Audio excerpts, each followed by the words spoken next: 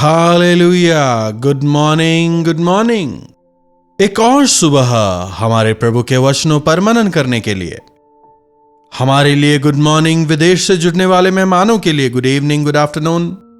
और आप में से कुछ उठकर आधी रात को इन कार्यक्रमों को सुनते हैं। आपके लिए प्रभु की स्तुति करता हूं। आइए प्रार्थना से मनन की शुरुआत करें।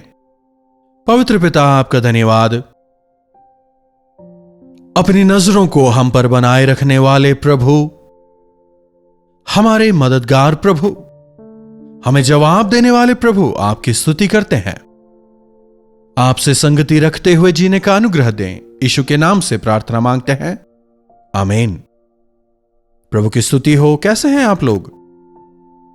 अरे, हमारी समस्या के बारे में क्या बताएं पादरी साहब? क्या कह रहे हैं? हमारी जो तकलीफें हैं, जो परेशानियां हैं, उनके विषय में कौन जानता है? हमारे संघर्षों को हम ही जानते हैं। जीवन में आने वाली समस्याओं की वजह से आज कई सारे लोग काफी दुखी हैं। चाहे कोई देख रहा हो या ना देख रहा हो, चाहे कोई आपकी समस्या समझ रहा हो या ना समझ रहा हो, शायद कोई आपकी मदद ना कर रहा हो, लेकिन प्रभु की नजरें लगातार आप पर टिकी हुई हैं।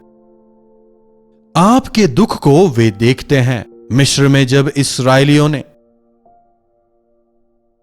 परमेश्वर को पुकारा, परमेश्वर कहते हैं, मैंने उनकी सुनी है। मूसा, तू आ और आकर मेरी प्रजा को छुड़ा, कहते हुए परमेश्वर मूसा को भेजते हैं।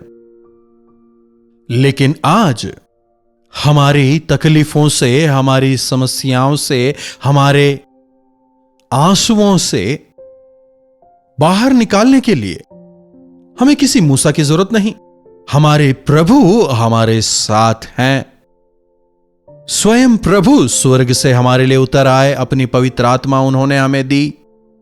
स्वर्गारोहण के समय वे वायदा देते हैं, मैं जाकर तुम्हारे लिए एक सहायक को भेजूंगा जो सच्चाई में तुम्हारी अगुवाई करेंगे। तो आपको देखने वाले प्रभु को क्या आपने देखा है?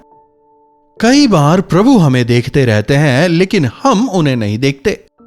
इसलिए हम समझ नहीं पाते कि वे हमें देख रहे हैं, है कि नहीं? अगर कोई हमें देख रहा है, जब तक आप उसे ना देखें या जब तक आपकी नजर उस पर ना पड़े, तो आपको यह कैसे पता चलेगा कि वो व्यक्ति आपको देख रहा है? देखेंगे तभी तो पता चलेगा। बाइबल में हागार के विषय लिखा गया है। हागार सारा की दासी थी। सारा की काफी भरोसेमंद थी, उसकी काफी सहायता करती थी। सारा उसे काफी पसंद करती थी। एक समय, मेरे बच्चे नहीं हो रहे, तू जाकर हागार से संबंध बना और जो संतान होगी उसे मैं अपना बनाकर पालूंगी। अब्राहम से वो कहती है। उसी प्रकार हागार गर्भवती होती है। जैसे ही उसे पता चलता है कि वो गर्भवती है, सारा को वो तुच्छ जानने लगती है। अपनी मालकिन की बातों को अनदेखा करने लगती है, उसे नीचा दिखाने लगती है। सारा जाकर अब्राहम से शिकायत करती है, देख, यह मेरी बात नहीं मान रही। अब्राहम कहता है, मैं क्या करूं, तू ही तो इसे लाई थी ना, अब तू ही संभाल। तो वो उसे दुख देना शुरू करती है। पता नहीं उसे कितना दुख उठाना पड़ा। शायद हो सकता है उसका काम बढ़ा दिया हो या अपमान करने लगे। एक समय जब उससे सहन नहीं हुआ, वो सारा और अब्राहम के घर को छोड़कर चली जाती है।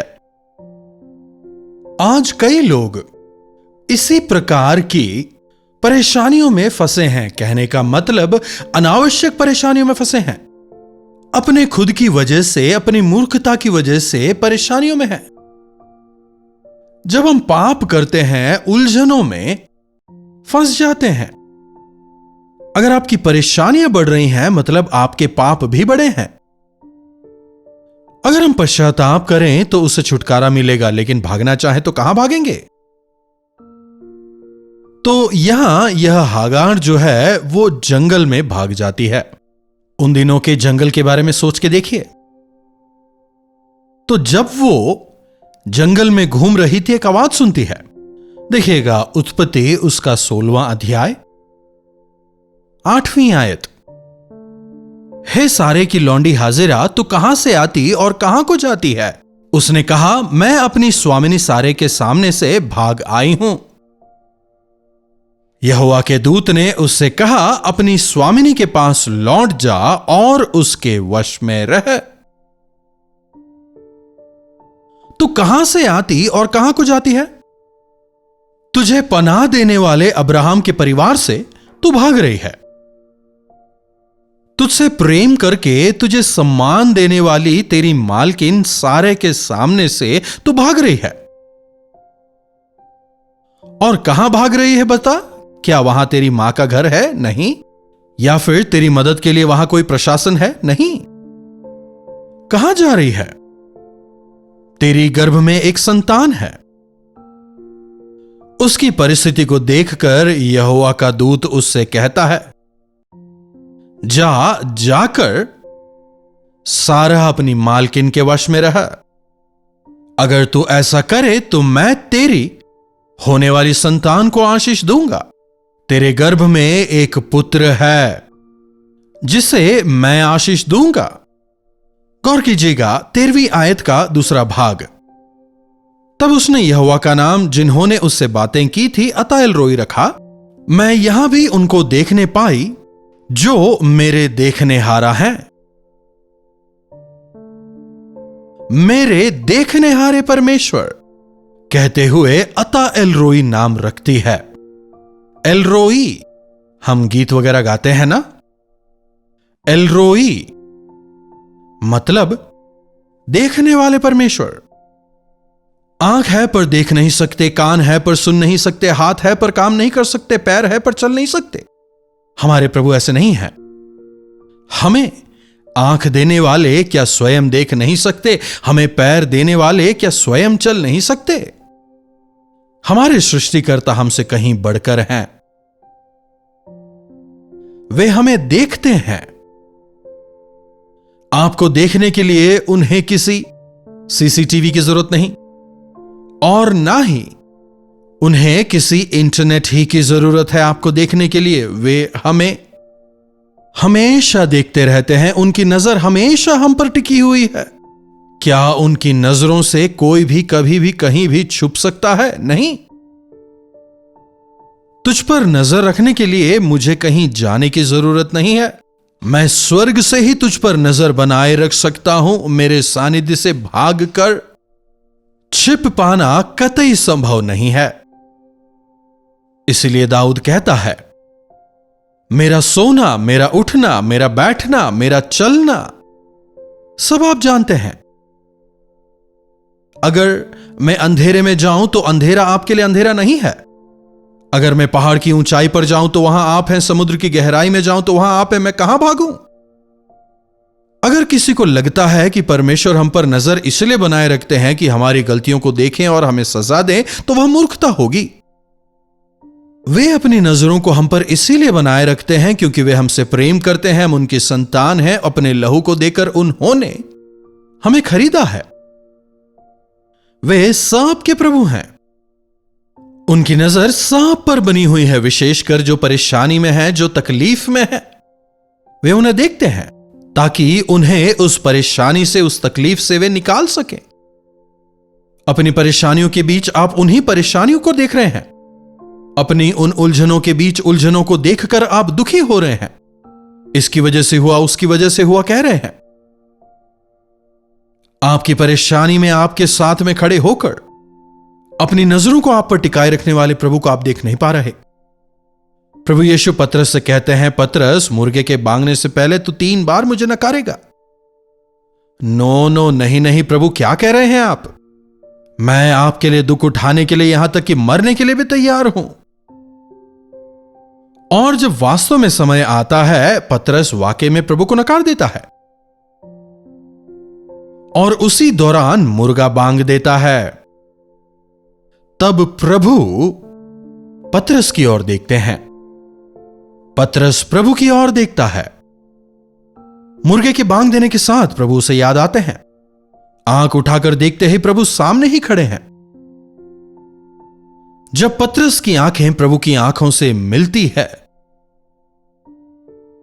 पतरस को अपनी गलती का एहसास होता है। अपनी गलती को समझते हुए, प्रभु की बातों को याद करते हुए बाहर जाकर वो फूट फूट कर रोता है। प्रभु ने उसे डांटा नहीं, मारा नहीं, एक शब्द तक नहीं कहा। लेकिन जब पवित्र आत्मा ने उसे उसकी गलतियों का बोध कराया, वो पश्चाताप करता है, फूट फूट कर रोता है और उसके बाद कभी भी उसने प्रभु का इनकार नहीं किया। उनकी एक नजर काफी है, उनका एक शब्द काफी है, उन्हें केवल पुकारना काफी है। क्या वे मेरी प्रार्थना सुनेंगे नहीं सुनेंगे, ऐसी शंका का कोई स्थान ही नहीं है। वे प्रार्थनाओं का जवाब देने वाले हैं, देखकर चुप रहने वाले नहीं, बल्कि हाथ बढ़ाकर आपकी मदद करने वाले हैं। गर्भवती हागार जब जंगल में अकेले चले जा रही थी, उसे देखकर प्रभु मुंह फेर चले नहीं जाते, बल्कि उसके सामने जाते हैं और उससे बात करते हैं। प्रभु की आवाज को सुनने वाली हागार, आप मेरे देखने हारे हैं, कहकर उससे बात करने वाले यहोवा का नाम रखती है। क्या मैं उनको यहां भी जाते हुए देखने पाई जो मेरे देखने हारे हैं? वे मुझे देख रहे हैं, मैंने भी उन्हें देखा। मुझे देखने वाले प्रभु को मैंने भी देखा। क्या आपको देखने वाले प्रभु को आप देख रहे हैं? हर रोज क्या आप उनकी ओर फिरते हैं? मैं फोटो रखकर देखने की बात नहीं कर रहा। वचन कहता है, मेरे मुख के खोजी बनो। जब आप प्रार्थना करते हैं, विश्वास से उनको पुकारते हैं, उनकी आंखें आप पर लगी हुई होती हैं, उनके कान आपकी प्रार्थनाएं सुन रहे होते हैं। विश्वास करें, इसीलिए प्रार्थना करें, अपनी समस्या उनके सामने रखें। वे आपसे बात करना चाहते हैं, आपको बताना चाहते हैं कि किस प्रकार से आप उस समस्या से बाहर आ सकते हैं। यह परेशानियां सामने क्यों आई, इससे क्या भलाइयां होंगी, इसकी वजह से कितनी दोगुनी आशीषें आप पाएंगे। प्रार्थना के दौरान प्रभु आपसे बात करना चाहते हैं। हर सुबह उठते ही प्रभु के मुख को खोजें, प्रभु के सानिध्य को खोजें। कमरे में जाएं, दरवाजा बंद करें और उनके सानिध्य में समय बिताएं। आपकी स्थिति को जानने वाले प्रभु आपको रास्ता दिखाएंगे, आपको आशीष देंगे, आपके लिए उनकी जो योजनाएं हैं उन्हें आपको बताएंगे। आपको देखने वाले प्रभु को जिस दिन आप देखेंगे, आशीष पाएंगे। यीशु को देखने के लिए जक्काई पेड़ पर चढ़ जाता है, लेकिन यीशु मसीह उस पेड़ के नीचे जब आते हैं, कहते हैं, जक्काई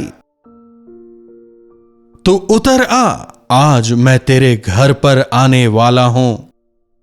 प्रभु को देखने की इच्छा रखने वाले जक्काई को प्रभु नाम लेकर बुलाते हैं और फिर उसके घर जाते हैं और कहते हैं, आज इस घर में उद्धार आया है। हर रोज हमें प्रभु को खोजना है और जीवन में बढ़ते चले जाना है। वचन हमें बताता है, उनकी नजर लगातार हम पर बनी हुई है। हम ही इधर उधर देखने लगते हैं, संसार की ओर देखने लग जाते हैं। शायद संसार हमारी मदद कर दे, शायद सांसारिक लोग हमारी मदद कर दें, कहते हुए प्रभु की ओर देखना छोड़कर हम संसार की ओर निहारने लगते हैं।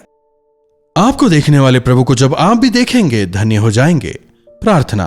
पवित्र पिता, आपका धन्यवाद प्रभु, एक बार फिर से आपके वचनों के लिए आपके शुक्रगुजार हैं। प्रभु, आपका धन्यवाद कि आप निरंतर अपनी नजरों को हम पर बनाए रखते हैं। आप निरंतर हमारे साथ रहते हैं। आप निरंतर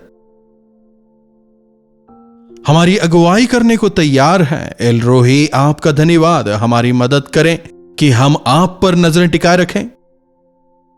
संसार की ओर देखकर इधर उधर भटकने वाले हम ना हों, बल्कि मुझे देखने वाले प्रभु की ओर नजरें टिकाते हुए आगे बढ़ने का अनुग्रह दें। महिमा आपको देते हैं। प्रार्थना यीशु के नाम से मांगते हैं, आमीन। अब हमारे पिता परमेश्वर का प्रेम, प्रभु यीशु मसीह का अनुग्रह, पवित्र आत्मा की संगति और सहभागिता हमें से प्रत्येक के साथ आज, कल और सर्वदा बनी रहे, आमीन। प्रभु परमेश्वर की महिमा हो। अपने प्रार्थना विषयों को आप हमें 9884907779 पर व्हाट्सएप, वॉइस मैसेज या टेक्स्ट के जरिए भेज सकते हैं। हम आपसे सुनना चाहेंगे, आपके बारे में जानना चाहेंगे, आपके लिए प्रार्थना करेंगे। प्रभु अवश्य चमत्कार करेंगे। आप कहां से हमारे साथ जुड़ रहे हैं? क्यों ना लाइव चैट पर आएं, अपने बारे में हमें बताएं। आपके बारे में जानकर, आपसे जुड़कर हमें प्रसन्नता होगी। इस सेवकाई को आप हमेशा अपनी प्रार्थनाओं में याद रखें कि हम प्रभु की इच्छा में लगातार बढ़ते चले जाएं। इन्हीं वचनों के साथ आज मैं आपसे विदा लेना चाहूंगा। प्रभु का अनुग्रह हम सबों पर बना रहे। कल्वरी दर्शन, ये है प्रेम के दर्शन, यीशु प्रेम के दर्शन। कल्वरी दर्शन, ये है प्रेम